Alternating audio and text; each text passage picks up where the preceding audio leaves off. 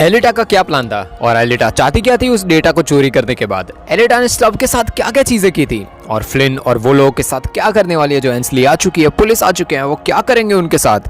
और आगे जाके हमें सेरिस का जो प्लान है वो भी पता चलने वाला है। बहुत सारे राज ये सीजन फिलहाल के एक एपिसोड पहले ही पता चलने वाला है। तो जल्दी से जल्दी लाइक शेयर सब्सक्राइब कर दो और कैम छो मंडली मौजवान एपिसोड शुरू करते हैं।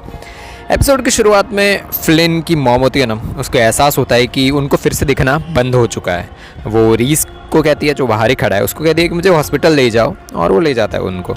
बाहर बॉब उनका इंतज़ार ही कर रहा है, कार में उनका पीछा कर रहा है। एंसली फ्लिन लोगों को बाहर अकेले में बैठ के बात करने के लिए कहती है कि मुझे बाहर जाके तुम लोगों से अलग बात करनी है। पर फ्लिन कहती है कि उसके साथ वो विल्फ भी आएगा ना, तो अच्छी बात रहेगी, हेल्प रहेगी थोड़ी बहुत। एंसली हंस के कहती है कि मतलब तुमने यहाँ पे दोस्त भी बनाया है, मतलब वो विल्फ और जो फ्लिन है उसके दोस्ती के बारे में बात कर रही है। टॉमी एक्सीडेंट के टाइम मिले सबूतों के बारे में पुलिस स्टेशन में पूछने के लिए पहुंच जाता है। पर ग्लैडिस जो वहाँ पर लेडी है, वो टॉमी को कहती है कि तुम्हारे एक्सीडेंट हुआ है टॉमी, तुम्हें आराम करना चाहिए, इन सब चीज़ों के बारे में सोचना बंद कर दो।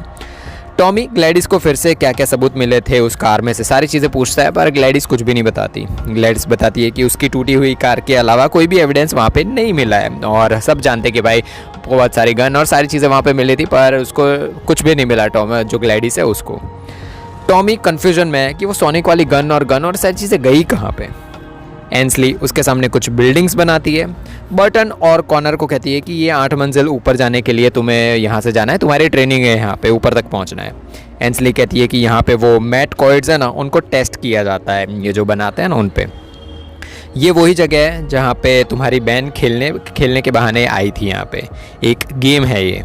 बिएट्रिस सब कुछ समझा देगी, मतलब जो उसकी जो रोबोट है वो सारी चीज़ें समझा देगी। जो पहली बार वो लोग गेम खेलने आए थे, वैसे ये बिल्डिंग बना के सारी चीज़ें यहाँ पे चल रही है। ये सारी चीज़ें एंसली बर्टन लोगों को समझा देती है। बिएट्रिस जो कॉर्नर है ना, उन लोगों को बताती है कि फ्लोर चढ़ते वक्त जो भी मुसीबत आएगी ना, उनका सामना करना है, उन लोगों को मारना है तुम लोगों को। ऊपर जब लास्ट फ्लोर पे जाओगे तुम लोग, सबसे ऊपर वाला, तब वहाँ पे एक सरप्राइज़ भी है।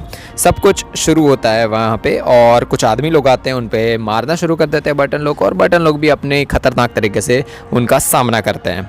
बिएट्रिस ये सब कुछ नोटिस कर रही है, क्या क्या कर रहे हैं वो लोग, बर्टन लोग, उन सबको। वो सब कॉइड्स होते हैं। कॉइड्स का मतलब ये है कि जो एक रोबोट होता है ना, उनके जो 2 लेग्स होते हैं, मतलब इंसानी तरह ही लगते हैं, उनको कॉइड्स कहा जाता है। टॉमी उसकी टूटी हुई कार देखने पहुंच जाता है, जो चोरी छुपे वहाँ पे पहुंच जाता है।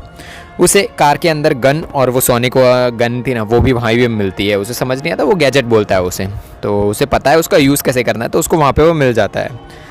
शेरिफ जैकमैन को कॉल आता है उसको, मतलब जो टॉमी है उसको। वो टॉमी को कहते हैं कि पिकेट के घर पे कुछ भी हो जाए जल्दी से जल्दी पहुँच जाओ।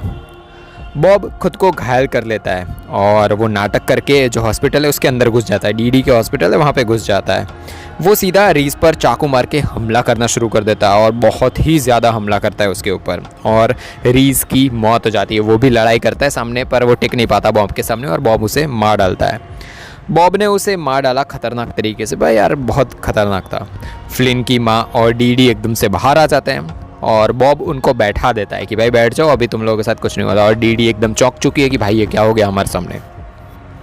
ओशियन ऐश को कहता है कि पता चला उसने हमारे डीएनए का सैंपल ले लिया है। किसने लिया है, क्या लिया है, कुछ भी आइडिया नहीं है अभी तक।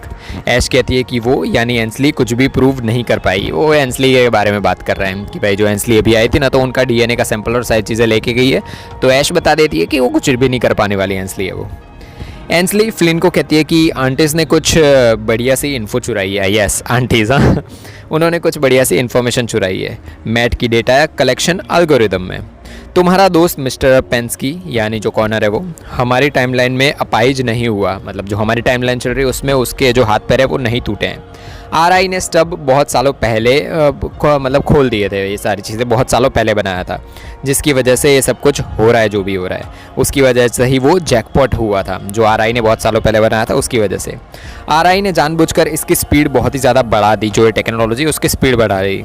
तुम्हारा भाई और कॉर्नर जो हैप्टिक्स है ना, उसको पहन के गए थे, वो मेरी टाइमलाइन में बहुत लेट बना था।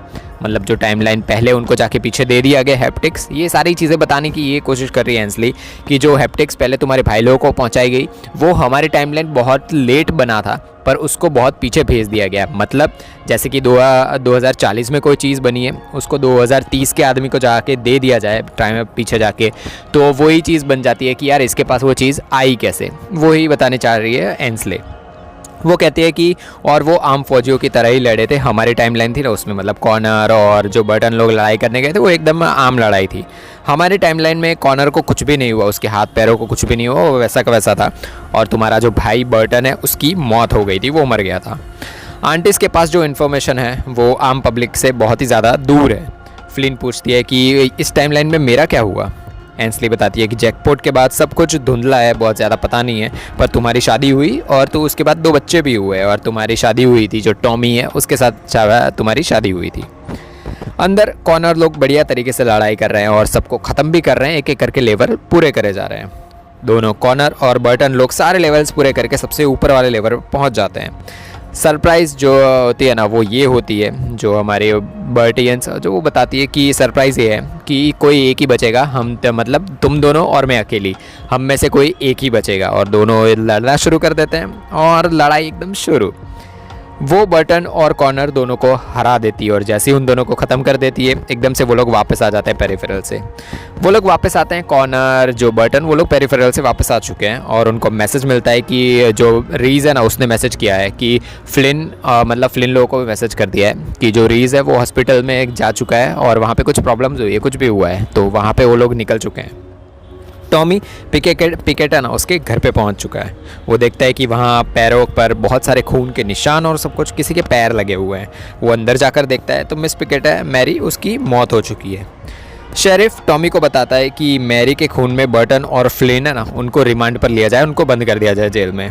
बर्टन और उसके दोस्त लोगों ने मतलब कहानी बनाने की ट्राई कर रहा है। वो कहता है कि बर्टन और उसके दोस्त लोगों ने ड्रग्स का नशा शुरू कर दिया था जिसमें उन्होंने एक खतरनाक आदमी से पंगा ले लिया। उस आदमी ने उनको मारने के लिए एक किलर को यहाँ पे भेजा और वो तुम्हारी चंगुल से मतलब जब तुमने उस किलर को पकड़ा तो वो तुम्हारी चंगुल से भाग गया और यहाँ पे आके मैरी जो पिकेट की वाइफ है उसको आके मार दिया।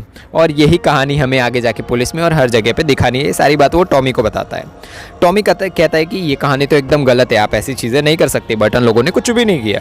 पर शेरिफ उसे धमका देता है और कहता है कि टॉमी को बहुत ज़्यादा धमका देता है और कहता है कि कुछ भी हो जाए बर्टन लोगों को और उसकी बहन को भी यहाँ पे लेके आओ, वरना तुम्हें हर जगह से हम फंसा देंगे, तुम्हें आगे जाके मतलब सज़ा होगी। टॉमी को धमका देता है बराबर का और बोल सकते हैं कि वो उसको ब्लैकमेल भी कर रहा है। बीएट्रिस एंसली को बताती है कि दोनों बर्टन और कॉर्नर बहुत ही बढ़िया लड़ाकू है, बहुत अच्छे से लड़ते हैं वो लोग, बढ़िया अच्छे से पूरे लेवल उन्होंने पूरे किए थे।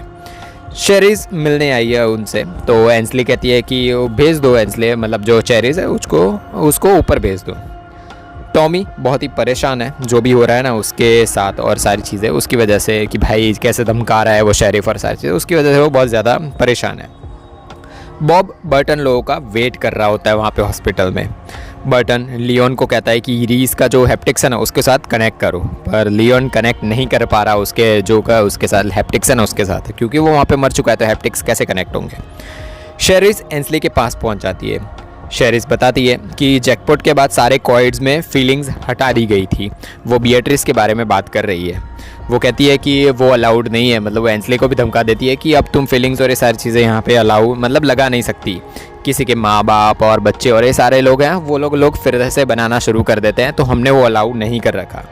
एंसली तुरंत जो बीएट्रिस है ना उसको कहती है, मतलब जो रोबोट है उनका, वो उसको कहती है कि 5 मिनट लास्ट 5 मिनट में जितनी भी चीज़ें हुई है ना वो तुम्हारी मेमोरी से डिलीट कर दो। शेरिस एंसली को बताती है कि उसकी एक चीज़ खो गई है और उसके कानून का उससे मतलब जो एंसली लोग पुलिस है ना उनसे मुआवजा चाहिए उस चीज़ का। ओशियन और ऐश पता नहीं कुछ डीएनए और बैक्टीरिया को सीक्वेंस करने की कोशिश कर रहे हैं। ऐश बताती है कि हमें बस किसी को हायर करना है स्टब के अंदर, तभी लेव वहाँ पे पहुँच जाता है। वो लोग कोड लैंग्वेज में बातें कर रहे होते हैं और लेव वहाँ पे पहुँच जाता है। वो कहता है कि तुम दोनों जो कोड लैंग्वेज में बात कर रहे हो ना, तुम्हें लगता है कि उसको कोई डिकोड नहीं कर सकता, पर वो डिकोड हो चुकी है और मैं कब का वो पता कर चुका हूँ तुम लोग क्या बातें करते हो। अब मैं तुम्हें ख़त्म कर दूंगा। मतलब वो जो ओशियन और ऐश है ना उन दोनों को ख़त्म करने की बात करता है, पर वो कहता है कि मुझे तुम्हारी ज़रूरत है, इसलिए मैं तुम्हें तुम्हारी हुनर के लिए अभी नहीं मार रहा हूँ। लेव सीधा ओशियन पे चाकू लगा देता है और ऐश को पूछता है कि तुम्हारा प्लान क्या है बताओ, वरना मैं ओशियन को मार डालूंगा। ऐश बताती है कि एलिटा को लगा वो पोल्ट के भाई के साथ काम कर रही है, मतलब उसे ऐसा लगा था। उसने आरआई की फाइल्स को उसी के जो हैप्टिक्स है ना उसमें इम्प्लांट कर दिया था और डाउनलोड करने का प्लान बनाया था। मतलब ये पूरे एलिटा के प्लान के बारे में बात कर रहे हैं ताकि वो स्टब है ना वो स्टब के अंदर ही रहे, जहाँ कोई भी उस तक पहुँच ना सके। पर उस पेरिफेरल को ऑपरेट उसकी बहन कर रही थी, मतलब जो अभी फ्लिन की बात हो रही है कि उसकी बहन फ्लिन है ना वो ऑपरेट कर रही थी, इसलिए वहाँ तक नहीं पहुँच पाए। और उसमें कोई इम्प्लांट नहीं था, मतलब इम्प्लांट पहले जो उसका भाई है बर्टन उसके अंदर था, पर जब ऑपरेट आपको याद हो फर्स्ट और सेकेंड एपिसोड में जब वो अंदर गई थी पेरिफेरल के अंदर जो हमारे फ्लिन है, तो उसके अंदर इम्प्लांट नहीं था, वो बर्टन की जगह पे खेल रही थी। हेडसेट ने सारा डेटा बैक्टीरियल डीएनए में बदल दिया जो दिमाग पर हावी हो रहा है, और उस डेटा को नियोप्रिम्स को दे देती मैं, मतलब जो डेटा मिलता और सारा होता ना वो नियोप्रिम्स को दे देती ताकि वो इस दुनिया को तबाह कर दे और एक नई दुनिया बनाए। और लेव एकदम गुस्सा हो जाता है कि यार ये कैसा प्लान है तुम लोगों का, ये दुनिया तबाह करके नई दुनिया बनाना, पागल हो तुम लोग। शेरिस बताती है कि कुछ वक्त पहले आरआई से कुछ इंपॉर्टेंट चीज़ें चोरी हुई थी, वो करने वाली हमारी ही एक एम्प्लॉय थी एलिटा, और स्टब से ऑपरेट होने वाला एक पेरिफेरल भी था वहाँ पे विल्फ के दिखने का मतलब है कि क्लैप भी इन सारी चीज़ों के अंदर शामिल है। हमें लगता है कि उनका टारगेट हमारा न्यूरल होता है ना, मतलब दिमाग का, उसका एडजस्टमेंट एक टेक्नोलॉजी है वो है। एंसली कहती है कि मतलब जो डेटा तुम्हारा चोरी हो गया था उससे एक मशीन का राज खुल सकता है ना। तो शेरिस बताती है कि टेक अगर क्लैप्ट के हाथों में पड़ गया तो तबाही आ जाएगी यहाँ पे। एंसली पूछती है कि फिर चाहती क्या हो तुम, यहाँ पे आई क्यों हो। शेरिस बताती है कि विल्फ और फ्लिन लोगों का मतलब विल्फ और फ्लिन लोग हैं ना उन लोगों को ख़त्म कर दिया जाए, वो ही चाहती है, जैसे कि सेंसोनोव को एक बार ख़त्म कर दिया गया था। एंसली मना करती है कि हम लोग ऐसे किसी को भी ख़त्म नहीं कर सकते हैं। तो शेरिस सामने से बता देती है कि सेंसोनोव लोगों को भी तो तुमने ख़त्म किया था, तो वैसे ही ये चीज़ें करनी है। बॉब एला यानी फ्लिन की माँ को बताता है कि उसकी बेटी को मार दिया जाएगा अगर उसने बर्टन और फ्लिन को नहीं मारा तो एला जो मतलब फ्लिन की माँ है उसका नाम है, वो कहती है कि एक और ज़रिया है कि इन सब चीज़ों से तुम बच सकते हो। वो बॉब को कहती है कि तुम खुद को मार लो तो ही ये चीज़ों से तुम बच सकते हो। बर्टन रेडी हो जाता है क्योंकि उसे आइडिया आ चुका है कि अंदर बॉब है, बाहर से हॉस्पिटल से उसे आइडिया आ चुका है। बर्टन रीस के साथ कनेक्ट करने के लिए कहता है, जो हमारा लियोन है उसको कहता है कि कनेक्ट करो जिससे कि बॉडी थोड़ी बहुत हिले ना, तो अंदर जितने लोग हैं वो लोग रेडार से देख रहे हैं अंदर, तो उन्हें पता चल जाएगा। बाहर से आइडिया नहीं आ रहा है कि कौन कौन है, तो वो बोलता है कि रीस की बॉडी थोड़ी बहुत हिलेगी ना हैप्टिक्स कनेक्ट करने के बाद, तो बॉब उसको मारने के लिए वापस फिर से उठेगा ज़रूर, और जैसे ही वो उठेगा उसे हम मार डालेंगे। लियोन तुरंत ही रीस के साथ कनेक्ट करता है हैप्टिक्स से, और बॉब उठ के आता है और उस पर गोलियाँ चलाना शुरू कर देता है जो रीस की बॉडी है ना उस पर, और तुरंत ही बर्टन सीधा बाहर से गोली मारता है और जो बॉब है ना उसको उड़ा देता है। टॉमी वापस पिकेट और शेरिफ के वहाँ पे पहुँच चुका है। वो शेरिफ पे बाहर अंदर आता है और थोड़ी बहुत कहानी सुनाता है, जैसे कि कहानी से और धमकाया था ना शेरिफ ने उसको, वैसे एक और कहानी बताता है और जिसके अंदर वो नहीं फंसता है, और वो सीधा शेरिफ को उड़ा देता है गन से। वो तुरंत वहाँ से जो अपना पिकेट है वो भी खड़ा होता है, और वो गन की गोलियाँ तो ख़त्म हो चुकी है टॉमी की, तो वो भी गन लेता है वहाँ से पिकेट और मारने की कोशिश करता है, पर भाई एकदम से टॉमी वो जो हमारी सोनिक गन थी वो निकालता है और पिकेट को मार के गिरा देता है। भाई बहुत ही बढ़िया, टॉमी के अंदर भी एक खतरनाक वाली हिम्मत आ चुकी है। फिनाले एपिसोड है नेक्स्ट एपिसोड, तो मिलेंगे नेक्स्ट एपिसोड में, तब तक के लिए बाय बाय।